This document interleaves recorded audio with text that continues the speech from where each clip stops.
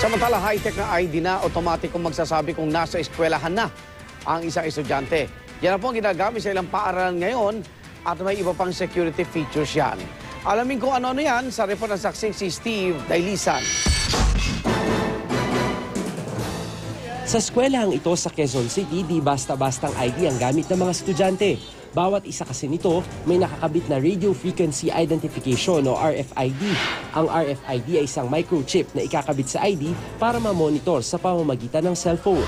May mga pagkakataon na, yun nga, na-encounter namin yung parents, tatawag din sa school, pina-verify kung nandito pa. Yung iba pa nga, pupunta dito para itanong kung nasa na yung mga bata. Sa kanyang pagpasok, hindi na po ako mag-aalala kung nakarating ba siya sa eskwelahan.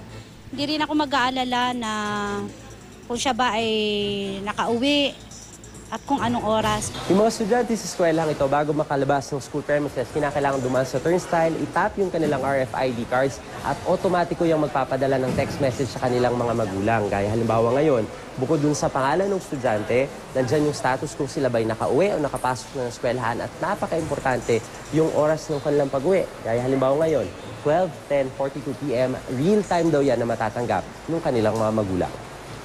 May RFID din ang fetcher's cards na susundo sa mga bata mula nursery hanggang grade 1. Tuwing may bagyo o kalamidad, ang suspensyon ng klase madali na rin maipakakalat dahil laman ng RFID ang contact numbers ng magulang o guardian.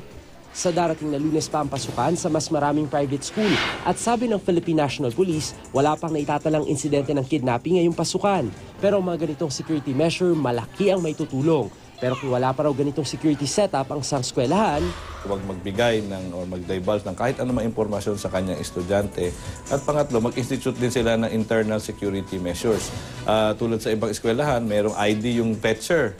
ang payo ng mga otoridad sa mga magulang, kilalanin ng husto ang mga kukuning kasambahay o driver.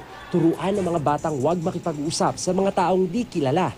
Magkabit ng ID tag sa mga bata na may numero ng PNP at emergency hotlines. Ako si Steve Dailisan, ang inyong saksi.